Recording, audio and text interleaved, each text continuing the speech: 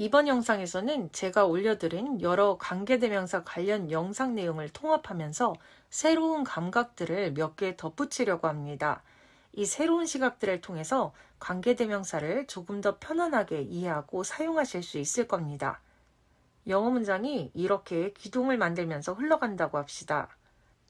그 식당이 맛있는 음식을 제공한다. The restaurant serves delicious food. 무생물 주어를 써서 한국어 해석이 조금 어색할 수 있습니다. 그러나 이제는 영어 자체의 느낌만을 느낄 수 있으시겠죠? 제가 무생물 주어 영상에서 설명해 드렸습니다. 그 식당에서는 맛있는 음식이 나온다. 그 식당은 음식이 맛있다. 우리 한국어는 문장을 이렇게 잘라서 뒷부분만 떼어내어도 되죠? 한국어 문장은 이 뒷부분만 서술어와 함께 잘라낼 수 있도록 만들어지는 경향이 있습니다. 그래서 서술어의 의미가 뒷부분만을 염두에 두고 시작하죠. 음식이 나오고 음식이 맛있는 겁니다. 그러나 영어 문장은 다르게 작동합니다. 영어 동사는 문장 전체를 통으로 엮어서 통합하려고 하죠. 이 영어 문장에서 동사 serve는 the restaurant와 good food를 모두 달고 있어야 합니다. 앞부분, 뒷부분 나누어서 잘라낼 수 없습니다. 영어의 모든 문장은 이런 식으로 개체 서술, 개체 서술이 반복되며 하나로 통합된다고 했죠. 영어 동사가 한국어 서술어라면 보통 다루지 않거나 다루지 못했을 범위를 통합하여 아우르다 보니 우리 한국인들에게는 어색하게 느껴지는데요. 이 영어만의 방식에 익숙해지셔야 합니다. 영어를 한국어로 해석하면서 어색하게 느끼지 마세요. 여러분 머릿속에 한국어는 없다고 치시고 영어 자체의 느낌만을 그대로 따라가세요.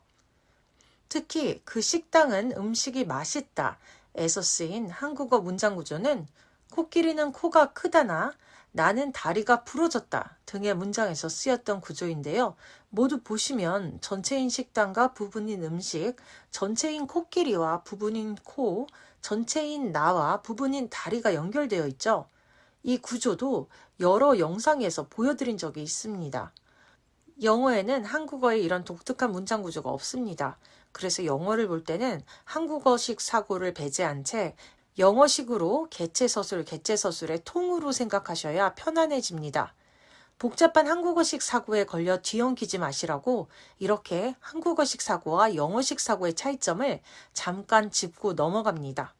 어쨌든 이 기둥 문장을 만들다가 각 개체에 대해서 더 깊고 구체적인 설명을 덧붙이고 싶어진다고 합시다.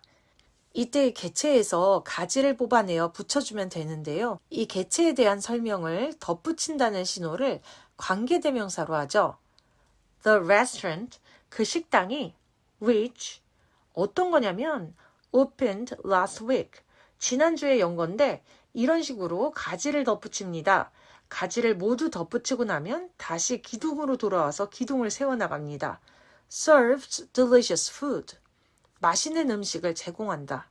이렇게 전체 문장이 완성되죠. The restaurant which opened last week serves delicious food. 기둥이나 가지나 제가 여러 번 보여드렸던 영어 문장의 기본 구조인 개체와 서술의 반복 구조를 따라가고 있다는 것도 보이시죠?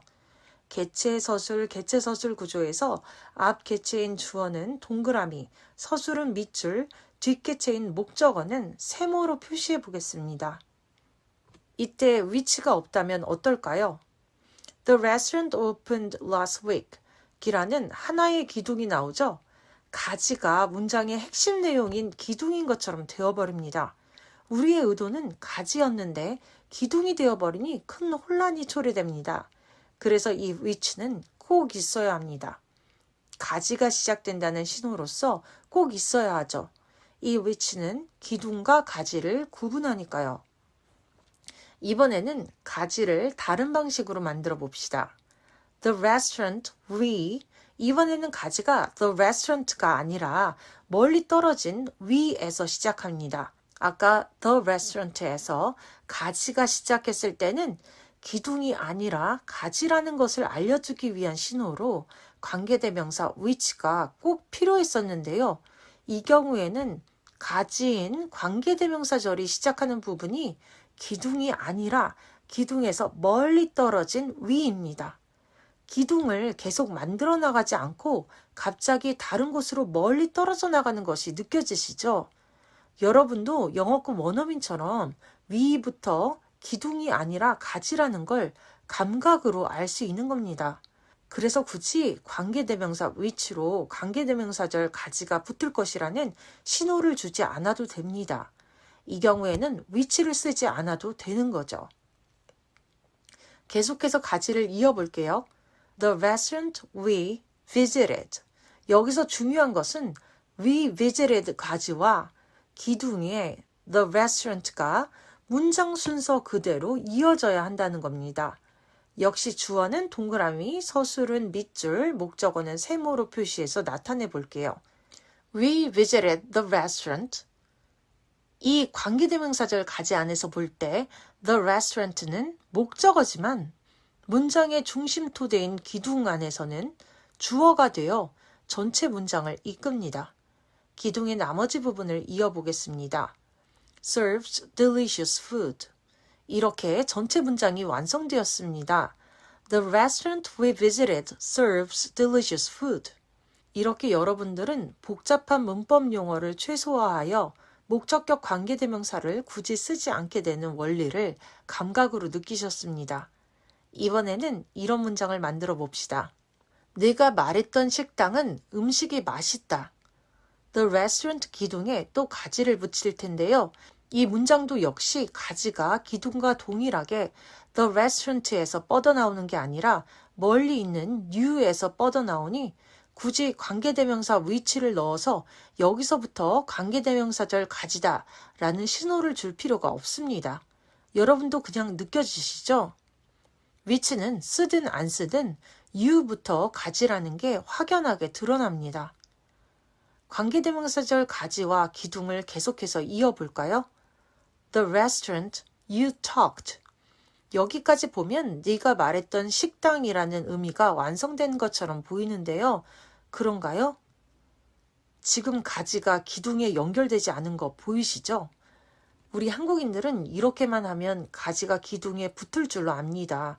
그런데 아니죠. 우리가 한국어에 또 속은 겁니다. 귀신 같은 한국어를 보세요. 이 문장들에서 식당, 의자, 펜만 기둥에 남기고 나머지 부분은 가지의 보충 설명 부분으로 돌려보겠습니다. 이렇게 영어식으로 치자면 관계대명사절로 바꾸어 놓으니 그냥 문장에서는 있었던 에 대해서 위에 으로 등이 사라진 것이 보이세요? 귀신같이 사라집니다. 원래 식당, 의자, 펜 바로 뒤에 붙어있던 표현들인데요. 이 식당, 의자, 펜들을 보충 설명해주는 부분들을 모두 앞으로 몰아버렸으니 이 귀신 같은 애들은 갈 곳이 없어서 사라져버렸습니다. 얘네는 뒤에 붙어야 하는 애들입니다. 그래서 앞으로 갈 수가 없습니다. 그러다 보니 우리 한국어에서는 이런 문구를 보면 무슨 뜻인지 명확히 알 수 없을 때가 있습니다. 그가 말한 여자애. 여기서 이 여자애는 그가 함께 이야기했던 여자애일까요? 아니면 어떤 애인지 그가 설명해 주었던 여자애일까요? 이 표현을 문장으로 풀어서 귀신처럼 숨어있는 부분을 불러와 볼까요? 그가 그 여자애와 말했다. 그가 그 여자애에 대해서 말했다. 한국어에서는 관계대명사 가지를 만들어 붙이듯이 하면 귀신처럼 사라질 수밖에 없는 이 부분들이 영어에는 그대로 남습니다. 그러면 이를 토대로 아까 만들던 관계대명사절 가지와 기둥을 계속해서 이어보겠습니다. talk는 말하는 모양새만 잡아내는 동사입니다. 뒤에 the restaurant를 이어붙일 힘이 없습니다. about이 있어야 the restaurant와 이어질 수 있죠. The restaurant you talked about 이렇게요. 전체 기둥인 문장으로는 you talked about the restaurant 였던 것이 the restaurant를 기둥으로 하여 가지로 이어진다면 the restaurant you talked about이 되는 것입니다. 그래야 비로소 기둥과 가지가 이어집니다. 기둥과 가지가 이어지지 않는다면 그건 한 문장이 아니죠. 이제 비로소 제대로 완성된 문장을 봅시다. The restaurant you talked about serves good food. 영어 관계대명사절에서 about 같은 전치사가 함께 쓰인다면 우리 한국인들은 저 전치사가 갑자기 왜 생겼는지 몰라서 허둥지둥 되는 경우가 많습니다. 한국어에서는 유령처럼 사라지는 부분이니까요. 그래서 요 근래 수능 킬러 문항이 이슈가 되었을 때에도 이 관계대명사 전치사 구문 가까이에 빈칸이 뚫려 있었다는 이유 하나만으로 특정 문항이 킬러 문항으로 지목되기도 했습니다.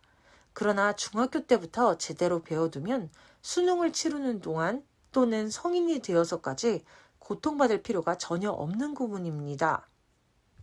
이 영상이 여러분들이 관계대명사를 편하게 이해하는 데 도움이 되었길 바랍니다.